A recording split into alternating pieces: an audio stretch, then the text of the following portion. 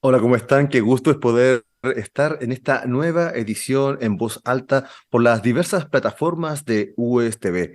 Es la red de televisión de las universidades del Estado de Chile con la mayor cantidad de contenidos culturales, educativos y científicos del país, los que divulgamos y difundimos a través de www.ustv.cl. También nos puedes encontrar en la señal del 14.4 de la televisión digital de la región metropolitana y por Sapin TV en el canal 165 para todo Chile.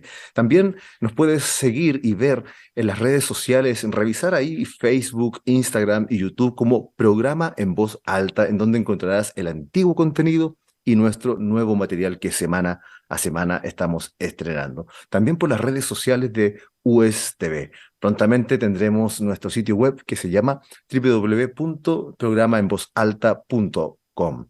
Estoy transmitiendo desde Guadalajara, México, para todo el continente y el mundo y quiero saludar al equipo que hace posible este trabajo allá en Santiago de Chile, el equipo de USTV, a Paula Ábalos que nos acompaña. Soy Víctor Munita y esto es En Voz Alta y vamos ahora con la presentación de nuestro gran invitado. Carlos Tejeda es un cineasta mexicano que se dedica al cine independiente del género terror fantástico. Su pasión por contar historias visuales lo llevó a dirigir los cortometrajes Revolucionarios y ¿Dónde está el Gober? También fue coordinador de producción de la película Casandro, un luchador profesional ícono de la comunidad LGBT+, México-americana. También ha sido director por 4 años del Oculto Horror Film Festival, donde a la audiencia se le promete una experiencia completa de cine de terror y a los cineastas se les proporciona oportunidades de conexión y visualización. Hoy, en nuestro programa En Voz Alta, te presentamos a Carlos Tejeda. El cine mexicano nace como una expresión de la situación social y cultural del país. Desde sus inicios, los directores se han esmerado en plasmar en cada una de sus películas las tradiciones mexicanas y han compartido a través de diferentes visiones y perspectivas de la cultura, la situación política y social que ha atravesado el país y atraviesa. La historia del cine mexicano se remonta hacia 1896, con la llegada al país de los concesionarios de la Casa Lumière con el cine mudo y sus documentales cortos. Después de esta, como periodo de industrialización, se llega a la conocida época de oro con una duración de aproximadamente 15 años. Aun cuando sufrió algunos altibajos esta época dorada, en la actualidad esta, están en la búsqueda de retomar unas brillantes creaciones, como es el caso del trabajo que está realizando Carlos Tejeda. Carlos, qué gusto es poder tenerte en voz alta y conversar contigo. ¿Qué tal, Víctor? Muchas gracias por la invitación y encantado de estar aquí en la entrevista. Carlos, yo sé que tú estás viviendo, estás radicado allá en El Paso, en Texas. Tú eres mexicano, dedicado al cine independiente, al terror, a lo fantástico. Cuéntanos un poco cómo es vivir allá en El Paso, Texas. También sé que estás ahora en este momento en Chihuahua, que queda muy cerquita, y nos puedes contar, ponernos en contexto de cómo es vivir en esa zona fronteriza entre México y Estados Unidos. Así es, pues yo radico entre El Paso, Texas y Ciudad Juárez, Chihuahua, que son ciudades hermanas, pero completamente distintas, ¿no? Eh, Somos una ciudad fronteriza y a pesar de que, bueno, El Paso es muy similar a Juárez y Juárez es muy similar al Paso, son polos opuestos completamente, ¿no? Uno en Estados Unidos y otro en México. Nosotros en Frontera tenemos la facilidad de en 10 minutos, media hora, estar justo en otro país, ¿no? Um, lo que ocurre culturalmente es que luego se vuelve una cultura completamente distinta, ¿no? Un híbrido entre ser mexicano y ser estadounidense.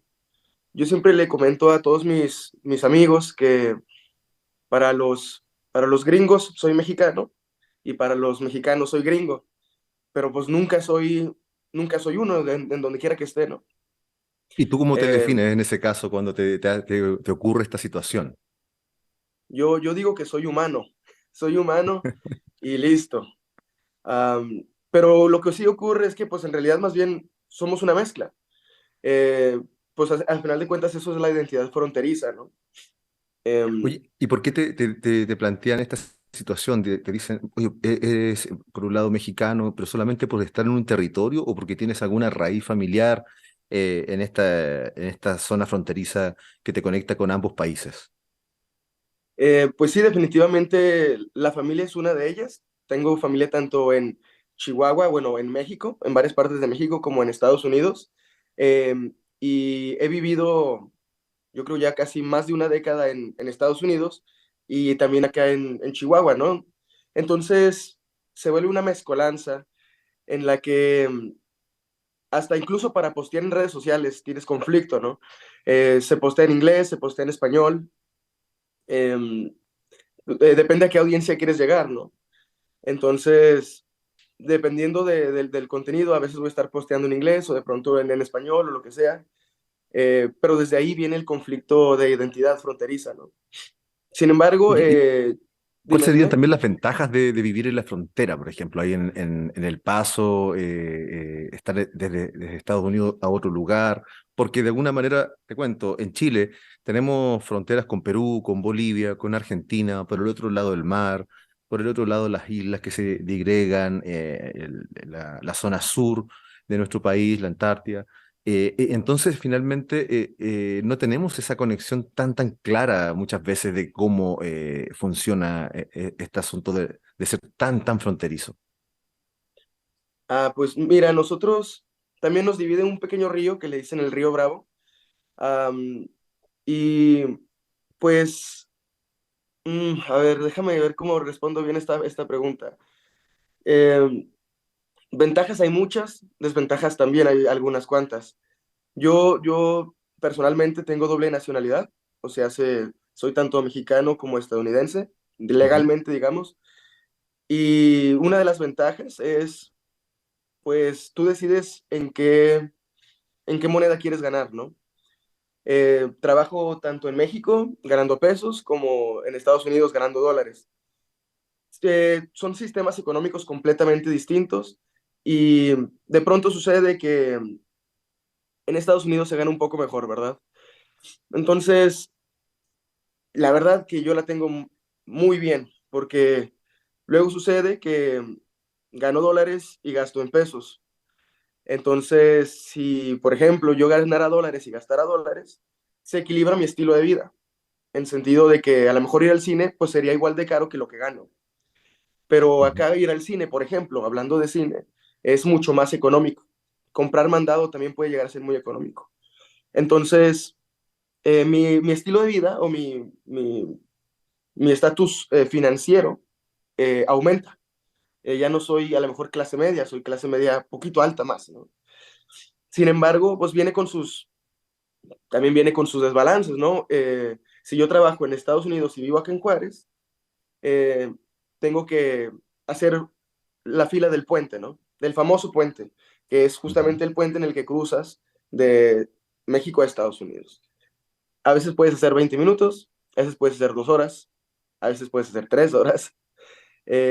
Entonces, pues estás atado a que vas a perder 3 horas de tu vida en el tráfico, ¿no? Am, Dime. Carlos, de alguna forma también pienso en estas 3 horas de tu vida, pasando ahí el río Bravo, el puente, esta conexión con Estados Unidos, esta doble nacionalidad, y me imagino tu infancia. ¿Cómo fue tu infancia y tu adolescencia como para llegar al cine también a realizar lo que tú realizas? Pues justamente algo que también se dice mucho acá es que estamos tan lejos de la Ciudad de México, pero tan cerca de Estados Unidos, ¿no? Usualmente en México se conoce como que todo está centralizado, pues, en la capital, estado en CDMX, digámosle, y ahí es donde se genera la mayor cantidad de cine, ¿no? Está cambiando en estos momentos por muchos esfuerzos de parte del IMCINE, de gobierno y de estímulos, tanto estatales como federales, pero am, la ventaja es que estamos cerca de Estados Unidos, que tiene mucho mayor poder adquisitivo. Las diferencias del cine allá es que el cine es más privatizado. más privatizado en el sentido de que recibe más inversión privada, ya que el cine sí se ve como un negocio, a diferencia de en México, que en su mayoría el cine es subsidiado por el gobierno, ¿no? Y es la razón por la que ocurre cine nacional Oye, en México. cómo se ve entonces el cine mexicano hoy día, que tuvo su esplendor en la época de oro y que para Chile tiene una gran importancia porque la época de oro fue impulsada también por el presidente Lázaro Cárdenas en su momento, a través de los proyectos, de los programas culturales, en donde empezó a llegar una gran cantidad de películas y con eso la introducción de la imagen de lo que es el mexicano y la mexicana en todo el resto del mundo. Y en la década del 40, además, se afianza la música mexicana a través del cine, lo que genera en mi país, allá en Chile, genera la gran cantidad de festivales musicales. Hay más de 23 festivales de música en todo Chile que hablan de la música mexicana. Y esto es a raíz del cine de oro.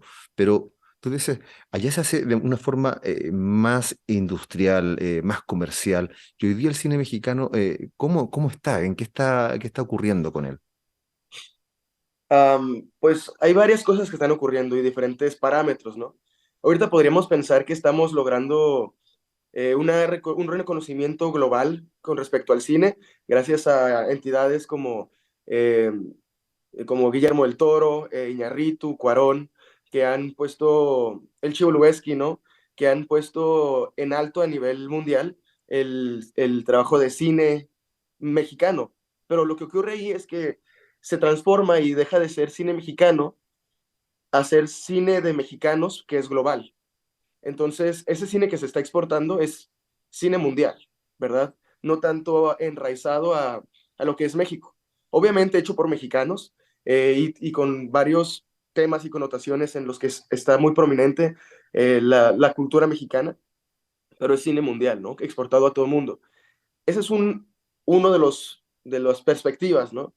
Que el cine está triunfando y gracias a estos exponentes, pero si hablamos del cine independiente como cultura, o el cine comercial en México como cultura, la perspectiva es completamente distinta. Nosotros, la mayoría de los cineastas, no somos esos seleccionados como el Guillermo del Toro, Lubeski, que ellos pues son eminencias, ¿no? Los demás nos toca pelearnos o bueno, batallar para conseguir estos estímulos o subsidios del gobierno, ¿no? Que la inversión privada es muy poca y no es negocio, por muchos temas, ¿verdad? En parte también que desde los cines eh, Ujú, se, se da prioridad al cine comercial que se ujú. exporta desde Estados Unidos o algunas otras partes, ¿no? Sí, justamente te iba a comentar eso, sobre a veces la imposibilidad que tienen el cine mexicano, que es maravilloso, el cine independiente que se realiza, ya sea por los fondos, pero también las grandes cadenas del cine que están impidiendo muchas veces que estas películas pueden estar en estos lugares. Y cuáles son los conflictos de alguna manera que ponen las grandes cadenas de cine a los cineastas independientes, Carlos?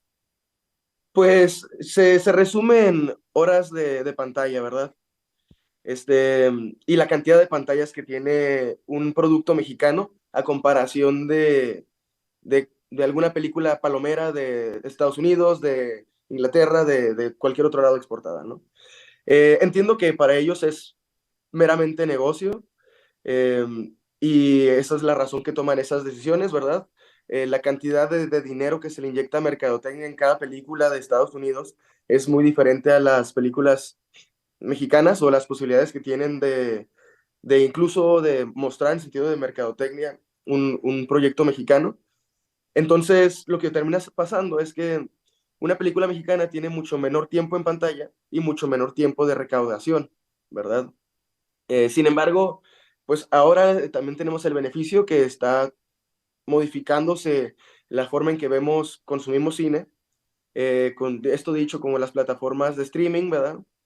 Eh, Netflix, Amazon. las que sean, están saliendo muchísimas, ¿no? Ujú. Entonces, oportunidades o ventanas de oportunidad para vender tu película se están ampliando, ¿no? Esperemos que eso cambie el panorama de México en los siguientes años, que creo que justo es lo que está ocurriendo.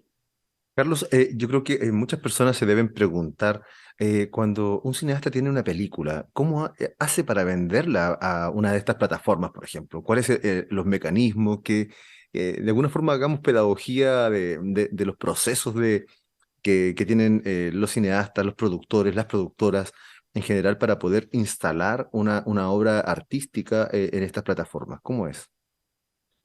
Pues puede ser que yo conozca, ¿verdad? Seguro hay miles más, pero yo puedo identificar dos maneras. Y una Ujú. es del principio a fin o del fin al principio. Una de ellas es tú teniendo contacto con una distribuidora de inicio antes de generar tu proyecto, antes de llevarlo a producción. Hablas con ellos, les presentas el proyecto, toda tu carpeta y se hace algún acuerdo de tipo coproducción en la que ya se establece un tipo de estrategia de distribución.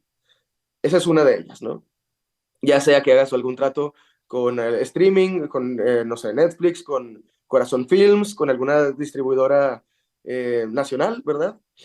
O, o también alguna distribuidora un poco más pequeña también, o más cultural o más independiente, que a lo mejor podría trazar una ruta tanto en festivales de cine como después en cinetecas, ¿no? Nacionales.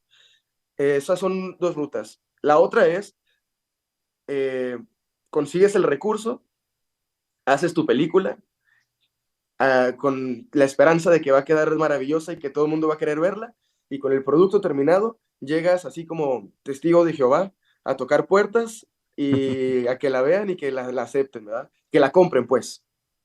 Oye, y esto de que la compren, te pueden comprar la película completa o te dicen, mira, se paga por vistas de la película? Porque siempre me doy cuenta que, por favor, vean mi película, oye, salen los actores, las actrices, todos los equipos a hacer esta difusión en el cine independiente, me refiero, porque el cine industrial de las masas, podríamos decir, generalmente tiene un presupuesto altísimo.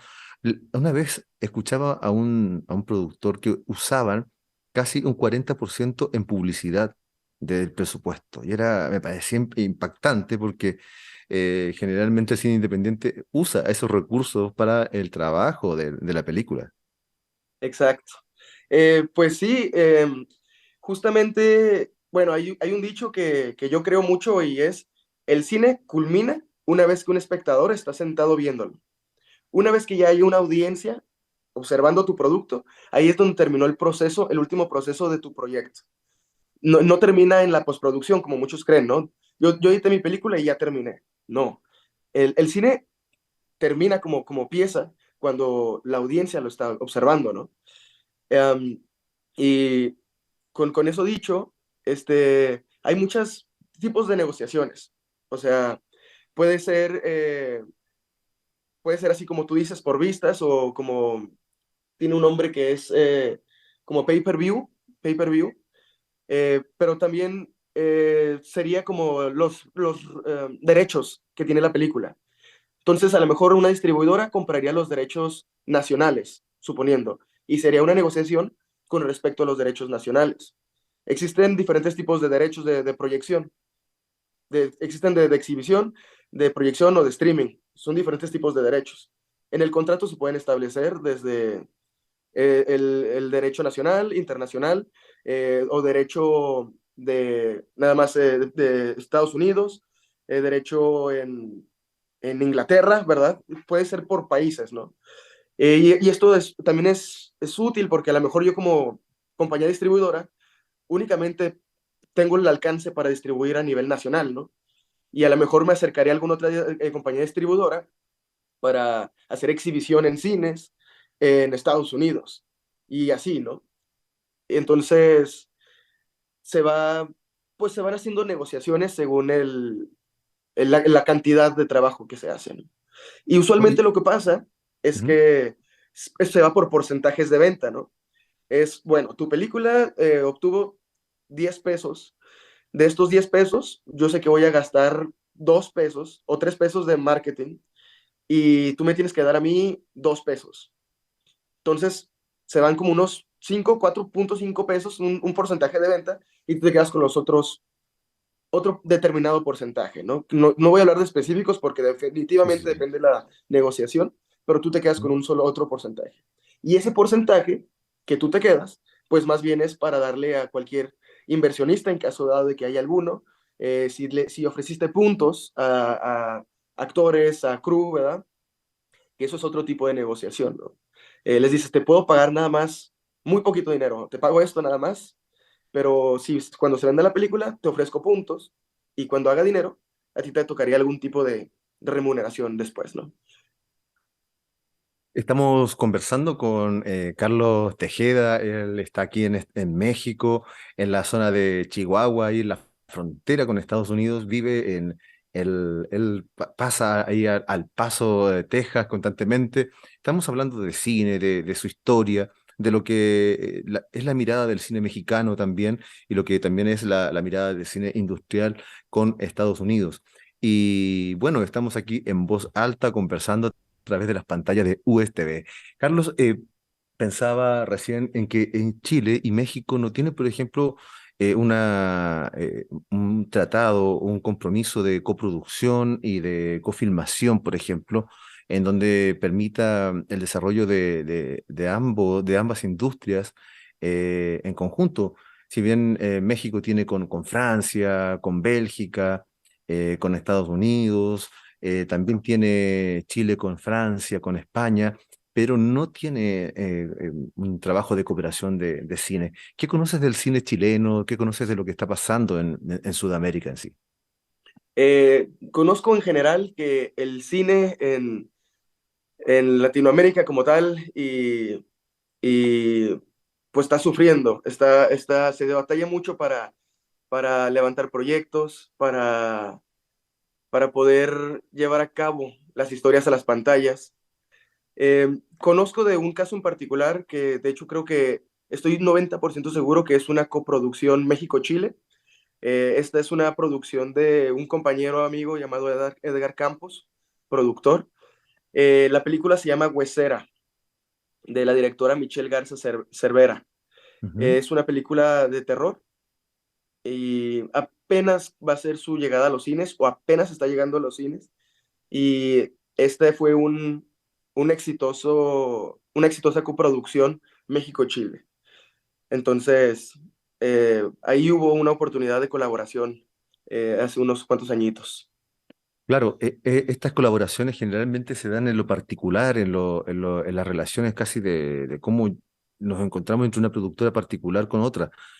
En el caso de lo estatal, eh, esta relación de un Estado con otro, no existe esta coproducción que puede dar mayor realce al cine chileno, tanto en México como al cine mexicano en Chile, con las oportunidades por ejemplo, estando en Guadalajara, en Ciudad de México, en distintas zonas, he visto salas de cine independiente de algunos centros culturales en donde creo que el cine, especialmente de las provincias chilenas, podría estar claramente ahí y viceversa el cine mexicano en las salas de los centros culturales de las provincias allá en mi país.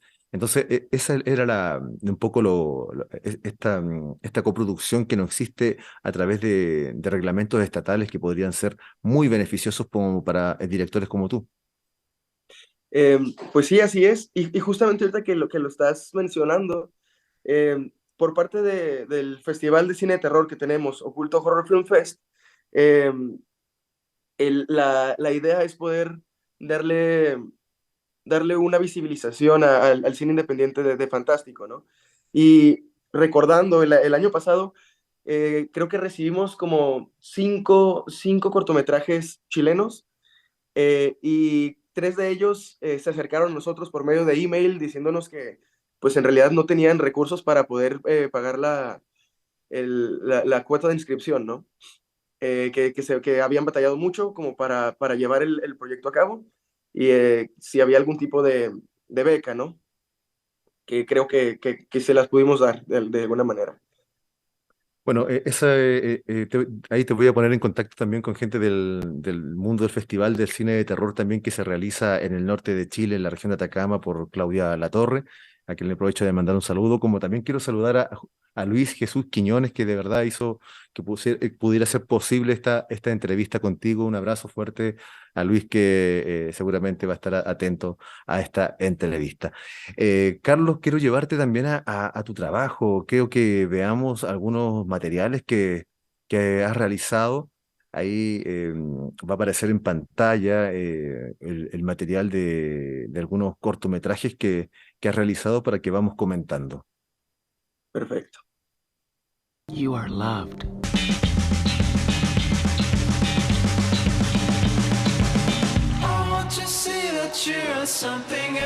Pinche Gober, cabrón. ¿Por qué lo hizo? Agradecemos sus comentarios, señor detective. Pero entonces, ¿qué va a pasar con la situación de nuestro estado? Mijo, ¿a qué hora cierran la puerta de la escuela? Calladitos, calladitos. No sé, lo mismo que tú, me escondo. Ahí estamos viendo algunas de las El día de imágenes hoy te voy a matar. del Lo trabajo. decidí. Aparece Reel, apareció ¿Dónde está el Gober? Una miniserie también. Cuéntanos un poquito sobre el trabajo que se está viendo en el fondo ahí, cómo se ha ido realizando, cómo ha sido ese trabajo, cuántos años lleva la preparación de uno de ellos. Cuéntanos un poco, Carlos. Bien, si quieres platico un poco de dónde está el Gober. Ujú. Este proyecto resultó debido a que un inversor privado tenía una idea. Él me decía, quiero hacer un detective secreto, así como en las películas gringas, ¿no? Pero en México. Y la verdad yo no pensaba tomar ese proyecto, y platicándolo con un amigo, le dije, no, pues está este inversionista que quiere hacer esta historia, pero a mí no me llama mucho. Y de alguna manera me retó mi amigo, me dijo, pues yo pensé que tú, pues tu principal cosa era contar historias, ¿no? Seguro que vas a encontrar la manera de que te llame la atención. Entonces lo tomé como reto personal y pensando, decidí que la manera en que podía llamarme la atención el proyecto era si también se hiciera algún tipo de comentario con respecto a la corrupción mexicana, en sentido de el nepotismo y del abuso de poder. Y así es como nació Donde está el Gober. Eh, Termina siendo la historia que quería el inversor, que era una historia de un espía secreto, eh, pero también platica sobre cómo este gobernador se roba todos los fondos de Chihuahua y los deja en la bancarrota total, ¿no? Esto visto de una forma satírica, cómica, ¿verdad? Eh, y pues disfrutable. Siempre he pensado yo que el cine tiene que ser un buen balance entre cultura y entretenimiento. Entonces, desarrollé el guión y nos tomó aproximadamente como unos 4 o 5 meses llevarlo a cabo, que fue un tiempo muy rápido a comparación a cualquier otro proyecto que únicamente en escritura de guión se tarda unos 3 meses por sí solo, ¿no? Si es un largo, hasta un año o dos, ¿verdad? Entonces, debido a que teníamos al inversionista, es que todo fue fluyendo mucho más rápido. Ya teníamos dinero pactado y era pues trabajar con lo que sabíamos que teníamos. Y al final se terminó invirtiendo cerca de 200,000 pesos mexicanos, que Ujú. es una buena cantidad, sobre todo para un cortometraje que es fondo perdido. Y de distribución, tú cuando haces un proyecto de cortometraje, te estás casando con él por unos 3 años, cuatro mínimo. De distribución, si obtienes unos 2 añitos de ventana para poderlo exhibir en festivales de cine y luego buscar algún tipo de oportunidad en streaming o VOD, ¿verdad? Y eso es lo que ocurrió. Tuvimos nuestra ruta de festivales. De hecho, todavía está en algunos cuantos festivales donde está el Gober. De hecho, la semana pasada, este fin de semana, estuvo en el Festival Internacional de Cine de Ajapusco, en Estado de México, y Ujú. ganamos mejor cortometraje. Qué Felicidades. bonito. Gracias, gracias. Am, pero pues yo llevo ese proyecto, yo ya lo hice hace un año y medio, 2 años. ya para mí es el pasado, pero pues tienes que estar comprometido con él y seguir trabajándole, ¿no? Trabajándolo. Ahorita Oye, también está, se y el puede que estamos disfrutar en viendo, Canela TV, el que estamos viendo en el fondo, este trabajo de animación. así, Ajá. ok. Oye, ¿sabes? Te voy a ser honesto que yo no estoy viendo las pantallas. Ah, ok. ¿Cómo, cómo? Aparece el trabajo de animación que realizaste y creo que, a ver, déjame checar, creo que es uno de los, es Reel, si no me equivoco, eh, algo así. Ajá, sí, mi reel como la muestra de mi trabajo, pues. Agradecemos sus comentarios, señor detective. Eh, Pero entonces, si te ¿qué platico va a un poco pasar del con la trabajo de situación de nuestro animación, estado? Ajá.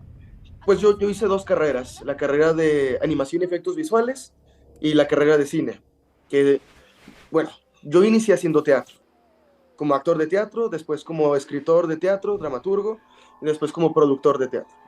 Ujú. Así fueron mis pininos con respecto a contar historias, y después transicioné al cine una vez que fui a estudiar a la Universidad de Nuevo México, estas carreras que te cuento, animación, efectos visuales y cine digital. Um, entonces, una de mis inquietudes, bueno, lo que siempre he dicho también es que no importa como tal el, el poder, cómo cuentas la historia. No importa si lo haces en teatro, si lo haces con calcetines, con títeres, con monitos de plastilina, si lo haces con animación, si lo haces filmado, no importa. Lo que importa es la magia de contar historias, la magia de compartir una perspectiva del mundo.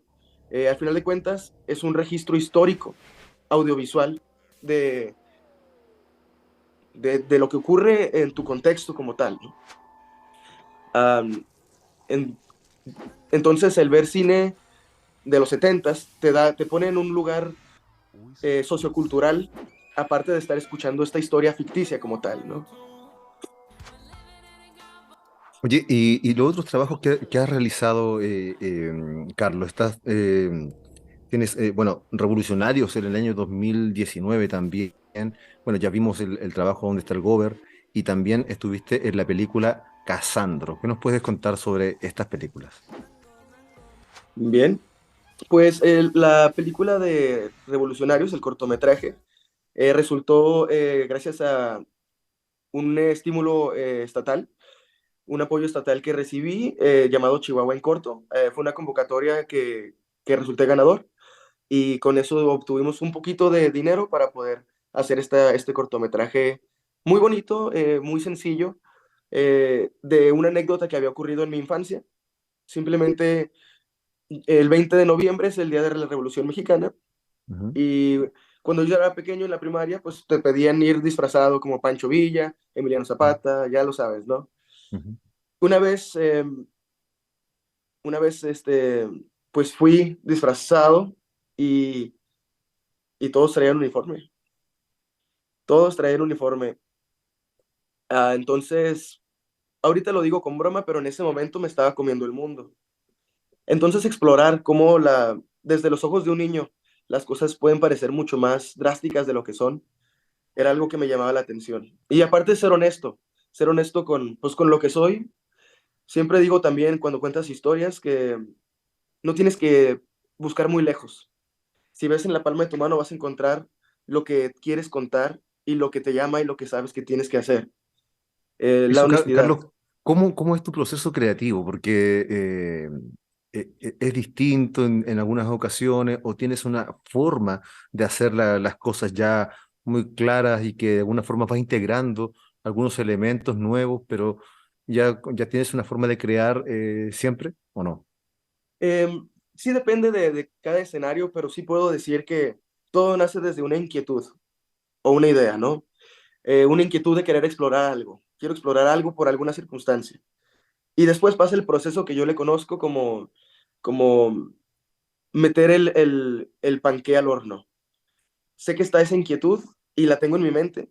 No le he hablado, a lo mejor no le he platicado con nadie, pero aquí está en la cabeza y se va como cocinando. Se van juntando ideas, se van juntando piezas y de pronto, un día suena que el horno está listo y de pronto tengo que escupir toda esta información de forma caótica, en forma de notas, en forma de lo que sea. Y una vez que tengo eso, ahora es como armar un rompecabezas. Tengo estas piezas, sé que esto es lo que me llama la atención contar, cómo puede suceder esto, y después ya es ir armando como una estructura narrativa, ¿verdad? Que ahí para ese caso se puede utilizar cualquier estructura, desde aristotélica hasta un beat sheet, hasta, bueno, hay estructuras, ¿no? Que ya existen para contar historias, y irlo empatando. Lo que yo quiero contar, cómo se relaciona a esos diferentes tipos de estructura. O decidir, es que mi historia necesita otro tipo de estructura distinta, ¿no? Justamente el día de hoy, a las 3 de la mañana, me levanté eh, con, porque estaba listo un panqué y me puse a escupir lo que ya se estaba horneando desde ese rato. Que es una historia muy sencilla de un pequeño corto, de una historia que yo quería explorar. Me aventé hasta como las 5 de la mañana escribiendo y ahora ya que se escribió como todo así de forma caótica y vomitada casi casi, eventualmente mañana o de pasado volveré a leer, a ver qué es todo lo que escribí y irlo moldeando como si fuera una escultura, ¿no? Oye, y Pero Carlos, todo, tú trabajas de algún modo, dices, escribo todo, pero el proceso de la escritura te lleva a escribir todo como si fuera un gran cuento, o estás pensando también inmediatamente en cómo se vería tal cosa, porque eres director también, entonces no solamente haces el guión, sino que también lo diriges, entonces estás constantemente en esa doble función creativa. eso es muy buena pregunta. El cine es audiovisual y como es de naturaleza audiovisual, eh, por lo tanto, yo pienso en imágenes, ¿verdad? Sí pienso cómo se vería la imagen en pantalla. Le imagino la iluminación, imagino cómo estaría sucediendo la acción. Entonces, cuando escribo, en realidad estoy describiendo imágenes, estoy escribiendo acción, no estoy escribiendo como un cuento, no, no, no, no. Más bien es, este hombre está caminando desolado en la oscuridad. De pronto, las luces de un carro le iluminan. Y eso es lo que Ok. escribo. Ya después lo desarrollaré a modo de escena, en formato de guión de cinematográfico, pero por lo pronto esa es la imagen que sé que existe y sé que esa es la acción. Entonces voy poniendo sé cuáles son yo les llamo beats, que es básicamente como los momentos importantes para que se cuenten la historia, ¿no? Ocurre esto, sé que ocurre esto, sé que esta persona llega a este lugar, sé que se encuentra con esta persona, sé que hablan de esto. No escribo el diálogo. Bueno, Ok. probablemente escriba el diálogo si realmente ya lo tengo aquí en la cabeza, pero a eso me refiero en vomitar todo. Sé que está ocurriendo esto en la historia, sé que esto es lo que está pasando. Si en alguna parte no tengo claridad, ni me molesto en pensarle mucho, solamente lo dejo en blanco y aquí va a ocurrir algo que tiene que ver con esto. Después lo voy a averiguar. El caso es avanzar, avanzar y no detenerme en pequeños obstáculos o topes, ¿no? Oye, y después de eso, ¿qué proceso viene en lo creativo? Ya vomitaste toda esta idea, escribiste estos beats en donde instalas imágenes ahí en el Word, no sé si lo haces en alguna libreta, no sé cómo es el momento que estás creando, pero después, ¿qué viene ahí para poder ya decir, esto tiene que llevarse a un guión, a un texto que me dé una posibilidad ya como obra en general? Pues justo una vez que ya se cuenta toda la vomitada, pues te detienes, lo lees, lo observas, lo entiendes, haces a lo mejor notas después, como, bueno, es que aquí esto no podría ir de esta manera porque no tiene coherencia, o aquí esto puede mejorarse de esta forma, o pensar también, o retarte a ti mismo, ¿no? ¿De qué manera puedo llevar esta escena que sucede de esta forma, de una manera completamente distinta, mucho más entretenida, mucho más, eh, que te haga sentir mucho más, o no lo sé, vas pensando también en la audiencia, cómo puedo hacer esto de una forma mucho más eh, entretenida visualmente, ¿no? o cambiarla, o de una forma que no sea cliché. O sea, estás rompiendo el molde de alguna forma o algo más innovador, ¿no? Una vez que ya hiciste todas esas notas, puedes estructurar este outline, que yo le digo outline, que es básicamente un listado de escenas.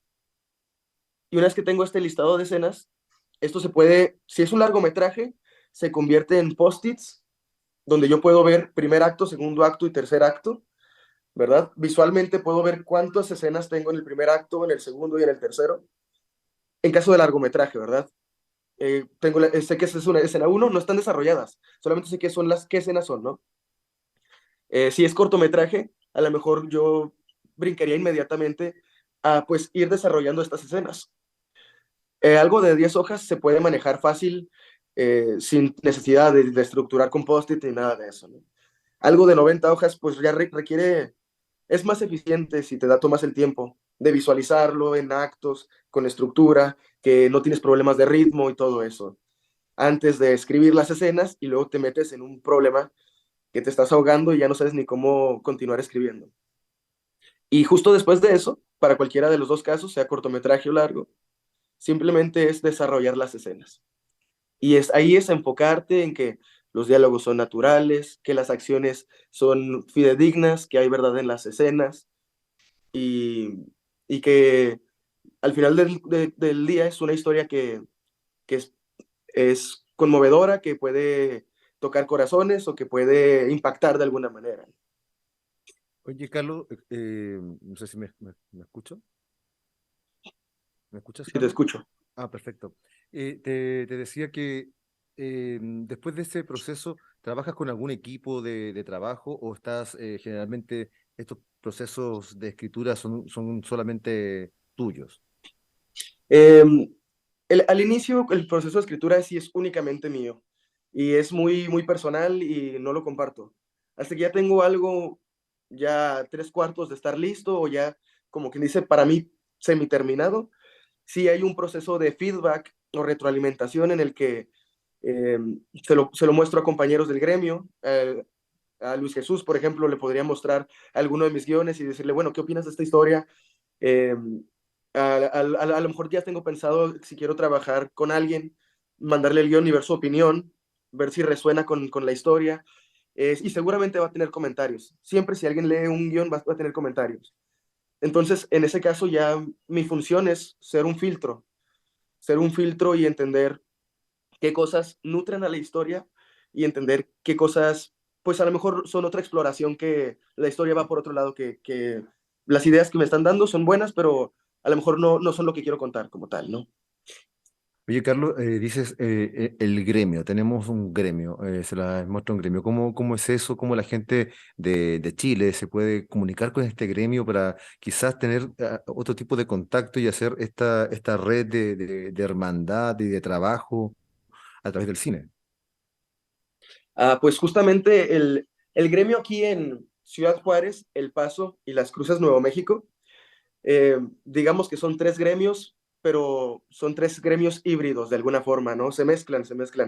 Y somos un grupo muy, muy pequeño, muy selecto y también muy hermético, ¿no? Pero sin embargo, todo el mundo está buscando lo mismo, contar historias y hacer que las historias sucedan. Cada quien desde su punto de vista, ¿no? Eh, Acá en Chihuahua nosotros tenemos una comisión fílmica que se le conoce como Film Chihuahua, y ellos son un órgano que se encarga de buscar gente o presentar las posibilidades que tiene Chihuahua como industria, bueno, como destino fílmico.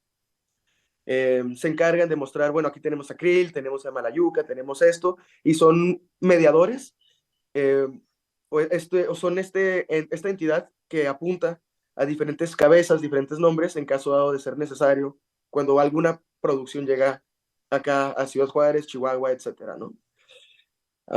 Y ellos también se han encargado de mantenernos unidos de alguna forma por medio de grupos de WhatsApp, de Facebook o demás, dando anuncios. Pero la verdad es que pues todos los que hacemos cine acá, por lo menos el 90% nos conocemos entre todos, ¿verdad? Todos somos amigos o conocidos. y si no hemos colaborado juntos por una u otra razón, por lo menos se respeta el trabajo del otro, y aunque cada quien traiga su propia onda, ¿no? Oye, Luego Carlos, ocurren, ¿eh?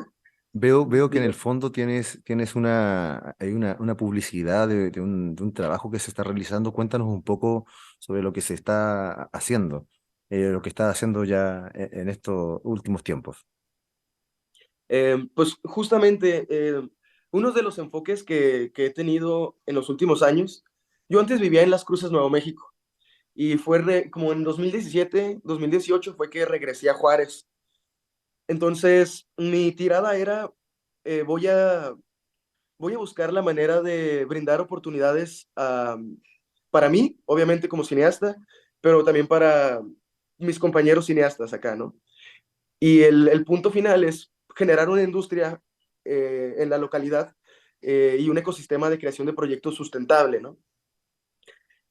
Uno de los problemas que yo veía en ese tiempo, hace 5 años, cuando inicié Oculto, que Oculto Horror Film Fest es justamente un festival de cine de terror, pues, de nicho, pues. Y en ese momento yo, siendo estudiante todavía, a punto de graduarme de la universidad, viviendo en Las Cruces, yo tenía una colección de 3 cortometrajes de terror que había hecho con mis compañeros. Y sabía que si contaba unos 3, 4 más, podría hacer una proyección, o sea, hacer una muestra de cine de terror de directores locales, ¿no? Contacté a varios de mis amigos que sabía que tenían piezas y se hizo la primera muestra de Oculto, que en ese momento no se pintaba que fuera un festival, no pensábamos mucho de ello, no solamente era, queremos tener una audiencia en cine para nuestros trabajos y que la gente lo vea de forma gratuita. Ahí fue donde también me apoyé con la Comisión Fílmica, proyectamos en el Centro Cultural Paso del Norte y listo. Hicimos una primer muestra de cine de terror, a la que le fue muy bien, se llenó el lugar, nos fue de maravilla. Pasó un año, no ocurrió nada, y el año siguiente, que regresé a Juárez, que allá fue ya como por 2018, más o menos 2017, fue que decidí retomar Oculto, pero ya no retomarlo como una muestra, sino el buscar brindar, ahora con otra estrategia, pues, eh, el buscar traer a cineastas de otras partes del mundo a Juárez y buscar que se haga diálogo entre los cineastas de Juárez y los cineastas de otras partes para que platiquen y sepan si hay alguna oportunidad de colaboración. Ese es el propósito principal, que cineastas de otras partes tengan una excusa para venir a Juárez, disfrutar de un festival, disfrutar del cine a final de cuentas, disfrutar del terror y, y platicar y ver qué sucede, ¿no? Ver qué sucede. Eh, las conexiones ¿Cómo, son lo más valioso que existe, ¿no? cómo desde Chile podría la gente comunicarse con ustedes para este festival que ya lleva 4 años, donde tú lo has dirigido, del Oculto Horror Film Festival, donde hay esta experiencia que tú vas contando entre los creadores y van viendo qué va ocurriendo también con su propio trabajo? ¿Cómo la gente de Chile puede estar cercano, acercarse? ¿Está pasando ahora? ¿Hay alguna convocatoria que se viene? Ahorita mismo tenemos la convocatoria abierta.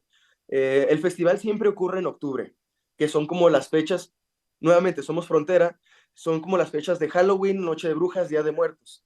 Todo el mes de octubre nosotros procuramos festejar Oculto y teniendo como ventaja la cercanía del Paso y Juárez. Este es un festival binacional que ocurre presencialmente en El Paso, presencialmente en Ciudad Juárez.